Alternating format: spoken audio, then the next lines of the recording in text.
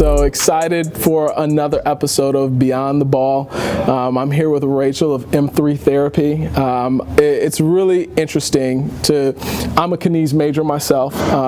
Not too often do people talk about the things behind the scenes of sports, right? The sports nutritionist, the massage therapist, the trainers, you name it, all the different components that it takes to keep a high-level athlete performing at a high level. Well, an article came out a couple weeks ago and it talked about the amount of money that LeBron spends on recovery and the amount of money that Steph Curry spend on recovery, and literally 7 figures, right? Spent on the recovery side of the game. So excited to sit down and talk to you, talk a little bit about your journey and the things that go into keeping high-level athletes performing at a high level. Yeah, super excited to be here as well, to be able to kind of open the eyes to pretty much anybody in general. Athletes obviously mainly is one thing we're talking about, but general population, general people who sit at a desk all day. It's a lot of times I tell my athletes that the work they do on the side can generally hurt them more than what they do out on the field, on the court, on the platform, anything like that. Absolutely. So when you got into massage, and obviously you were an athlete yourself, did you originally anticipate that athletics or recovery for athletes would be your primary focus? The crazy thing is massage therapy was never on my radar. Sports massage, I was an athlete my whole life. And then I got into coaching, loved coaching. I just truly loved working with high school athletes to be able to kind of get them on their journey, to right them from doing the wrongs I did, just kind of be there as a teacher as well. And so the goal, I never really had it in the back of my mind. I moved out here about 6 years ago and doing personal training.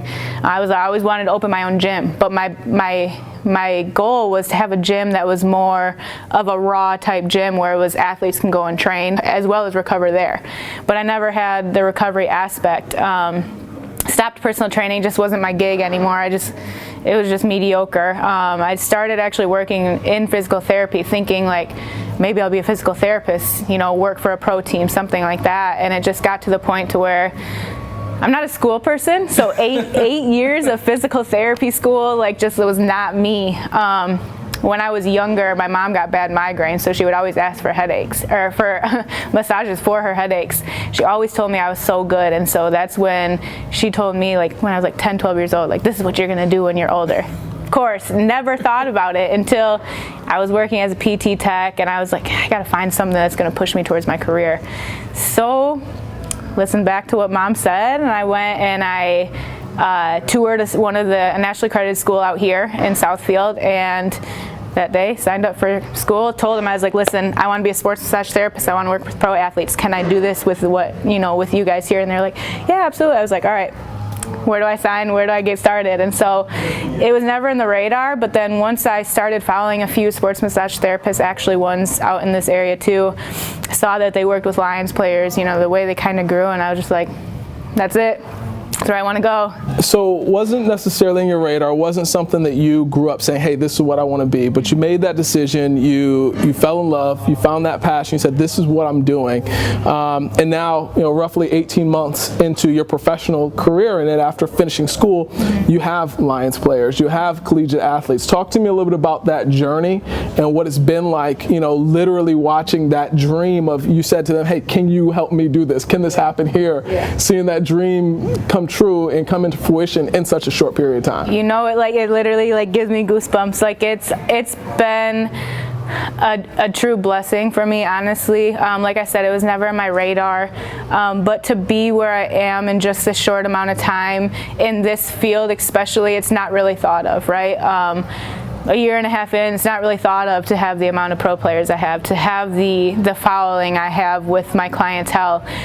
This journey has been the most rewarding struggle as well. It's been hard. It's been me giving up having any type of life outside of work, me giving out free massages, doing anything I can to kind of get my name out there, to then get to the point to where I am now, to keep just building off of it. So it truly has been the most amazing experience, and it's hard sometimes because I'm so busy in work that I don't actually realize how far I've come. Right. So it's hard for me to realize that, but sometimes I just sit down and I'm just I'm just so grateful. Like I just don't know where to even start, where like I don't know how to explain my emotion because of how much it kind of overcomes me, where it's just like I just say thank you to random people sometimes. Like you know, my clients are my promoters basically. They're the ones who send me multiple people on a daily basis, and I'm just so grateful for the regular clients that come to me and have built me. It's them that have built me and my work.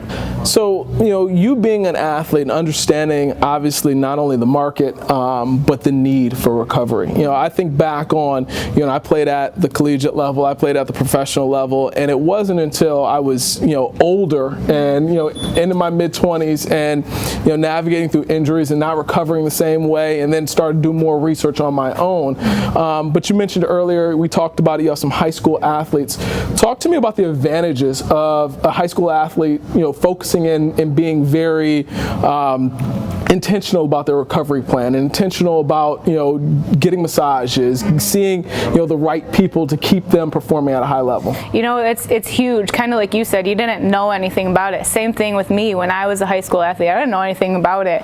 To have these high schoolers that I'm working with who are already D1 commits, you know, already planning, have their colleges picked out for them, where they're going, great ball players, you know, it's awesome that they're taking the time, and their parents are pushing it as well to get that recovery for them to get a head start on all these other athletes, right? I'm sure high-level high school athletes are all kind of on the recovery train, but it's very beneficial for them to be able to kind of get an understanding of their body, get an understanding of the muscles they're using, you know, their specific position training, why their body feels this way, why their right side is stronger than the left side, you know, why specific reasons, you know. And it also, one of my favorite things to do with them is to just be able to educate them, to give them a reasoning as to why I'm working on this specific area, even if that's not the main area that hurts, to give them something to go into their collegiate level as well, to speak with their athletic trainers, to get more knowledge from it, to have an understanding once again as to, okay, this is kind of what I need worked on because I've been able to learn this, and it's really progressed me throughout my season and helping me with less pain, no injury, anything like that. So, you know, obviously you understand the importance of it. You understand the connection between not only just feeling better and not only being able to recover, but the intimate relationship that is had between, you know, whether, for example, my trainer when I was coming up through high school, he was like my best friend, right? And you get to the point where you know them and you know their bodies, you know their goals, you know their hopes and their dreams and their aspirations. You know, talk to me about, you know, the feeling that you get when, you know, you have somebody come to you, whether they come to you injured, and, you know, they want to feel better, and you're able to provide that, or somebody coming to you and saying, hey, you know, my goal is to play at this level, and in some way, shape, or form, you know, you've played a part in that journey. Talk to me a little bit about how the fulfillment of that, and how it makes you feel, you know, when you think back on it, or when you think about that side of things. Yeah, so it's really fulfilling, right? With once going back to the high schoolers. One specific in my head I can think of is, you know, he'll come to me, I'll be working on, and we can just chat. It's nice to be able to, like, the conversation I have with them, to be able to give them insight, to be able to tell them about my journey as well. And like he one time was just laying there, he's like, you know, every time I come here, I learn a lot. Like I learn a lot of different things, and you help me with that. And it's for me to be able to educate people and to be able to kind of give them my side of the story a little bit, for them to get an insight of where I came from, what I did wrong. That's one of my biggest things. So M3 stands for mind muscle massage. So to play off of this as well, the mind aspect of it is not only do you have to think like an athlete. My thing is think like an athlete, train like an athlete, recover like an athlete. So your mindset, if you're an athlete, or if you want to think like an athlete, you're a hard worker, you're dedicated, you want to get to where you want to get to. So that's another thing. And then also building off of just positive mindset. So my biggest goal is when someone comes in there, it's like, you know, going to the barbershop, going to a hairstylist, like you can talk to them about anything. And it's like someone you see once a month, like once every other month, whatever. And it's just like, I want to be one of those people too, where if you're having a bad day, like, everything in my room is in my room. Like, I can be there to talk to you. You can talk to me about whatever you want. You can share your goals. I have one of my track athletes, you know, he he told me one time I was working on him, he's like, Rachel, I really wanted to tell you this in person. I didn't want to message you. And he told me something, that he's on pro watch list basically. And I was just like, dude, that's awesome. That's so cool. But it's even on the inside, I was like, man, he wanted to tell me this in person. That's the type of relationship, to be able to have that relationship where people are excited to tell me things like that. It's so dope to be able to just have a relationship with those type of athletes, and for them to be excited to tell me something. Yeah, that's amazing, and it's something I definitely can relate, and I understand where you're coming from with that. Mind muscle massage, you talk about just how, in order to be successful, it's not I always say this. I say it's not a buffet. You can't come and take what you want and leave the other things, right? It's all in. You have to buy in. You have to commit to the whole process if you want to be great at that high level, if you want to be great at that professional level. And you've had the blessing of working with some guys on the Lions. You've had the blessing of working with bodybuilders, and all the way down to the high school athletes. Talk to me a little bit about how often should an athlete be doing massage therapy or intentional recovery? Mm-hmm. So, I always tell people it's kind of how their body feels. I have some athletes who are just on kind of like a maintenance once a month because their body feels good generally. But if it's truly someone where they're really trying to get their top of the recovery, to be able to continue working at a high level, I generally say about once every other week. I have my pro athletes who I see 2 times a week, where they know that's what they need to do to be able to continue to training at that level, to go in day out to practice, to games every weekend. They know that they're going to have to recover their body the best way they can. So really, it's truly the optimal is once every other week for high school, collegiate, lifters, regular athletes. For pro athletes, definitely when I've seen, I've heard people who get it every day. Some pro athletes do. I've heard that just through, what they say on Instagram or whatever, what they say. But optimal for sure for any type of athlete would be every 2 weeks type thing. Some of the modalities you use today, obviously we saw massage therapy and stretching, we saw scraping, we saw cupping. Talk to me I guess about each of those and the benefits and the importance of each of them. Yeah, so regular massage therapy is it's truly just really good for the body in general. It can help with so many things, whether it be going from helping with depression, anxiety, just having someone there to, once again, kind of talk with you or just be there in your presence. It can help increase range of motion, just overall feeling better, more fluidity in the body, gets everything kind of moving, more fluid throughout the body. With cupping, one of the biggest things and what my athletes really love about it is the decrease of the feeling of tension and tightness, right? Because you get people who are training at a high level, lifting heavy weight with my power lifters, they just feel tight. Everything's just so tight. So once you can kind of get that release with the cupping done and adding the stretching in, which is something that I kind of started doing, that feeling just is so much better, where they can just finally relax and put their shoulders down, or even just increasing the blood flow, blood circulation to more of the pained areas. It gets all that circulating as well.